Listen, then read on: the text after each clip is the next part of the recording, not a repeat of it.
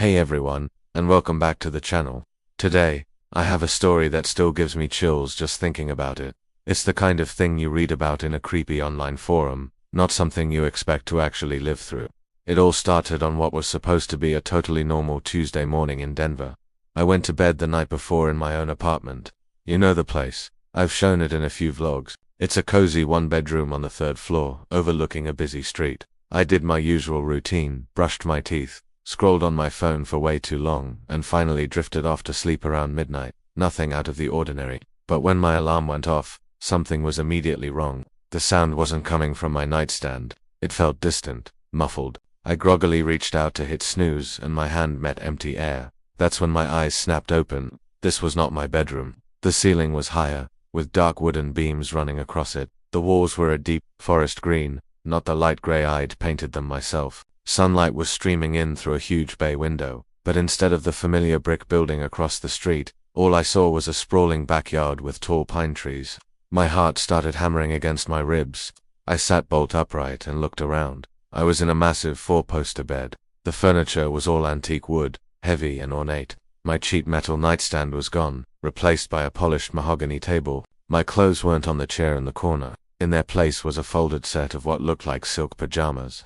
My first thought was a prank, a really elaborate prank. My friends have a weird sense of humor, but this seemed impossible.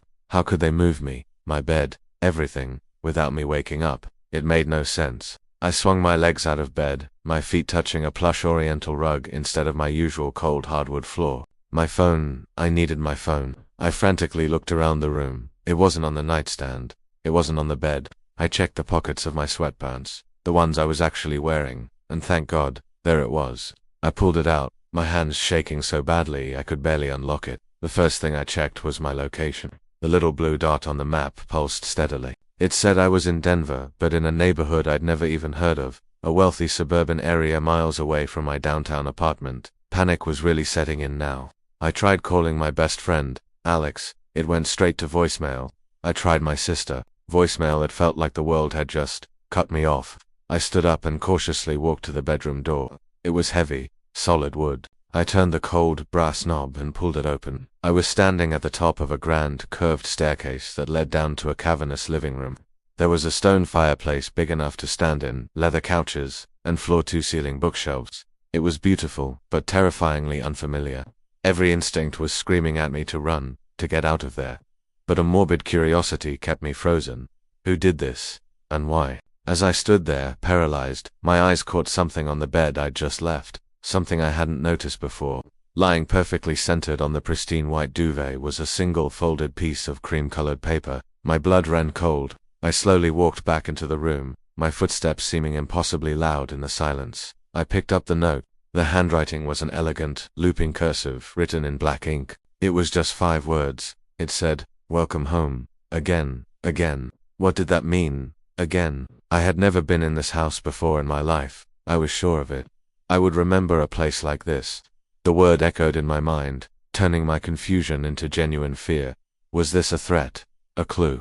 My mind was racing, trying to piece together a puzzle that had no edges. I crumpled the note in my fist and shoved it into my pocket alongside my phone. I knew I had to get out. I crept down the huge staircase, my sneakers silent on the thick runner. The front door was a massive arched piece of wood with stained glass panels. I reached for the handle, expecting it to be locked, but it turned easily. A wave of relief washed over me as I pulled it open and stepped out into the cool morning air. I was on a quiet, tree-lined street. Every house was a mansion set far back from the road.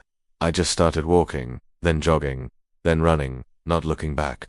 I didn't stop until I saw a main road a few blocks away. I flagged down the first bus I saw, not even caring where it was going. I just needed to be somewhere, anywhere else. On the bus, I tried calling my friends and family again. This time, Alex picked up. "Hey, what's up?" he said, sounding completely normal. I practically screamed into the phone, trying to explain what happened, how I woke up in a strange house, the note, everything. There was a long pause on the other end. "Dude," he finally said, "are you okay? Did you have a weird dream or something?" He didn't believe me.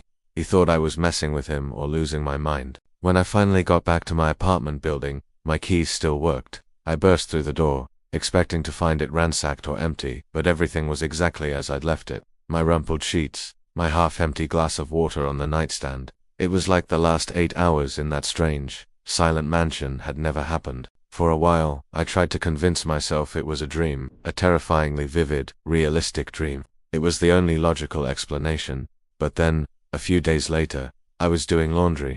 As I emptied my pockets, a crumpled piece of paper fell out onto the floor. It was the note, cream-colored paper, elegant cursive.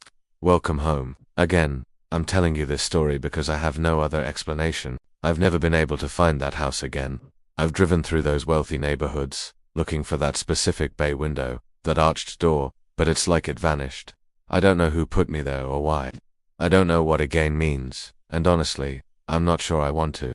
All I know is that sometimes, when I'm about to fall asleep, I get this jolt of fear, wondering where I'm going to wake up. Thanks for listening to my story. It's a strange one, I know. Let me know in the comments if anything like this has ever happened to you, or if you have any theories. And as always, don't forget to like and subscribe for more content. I'll see you all in the next one. Stay safe out there.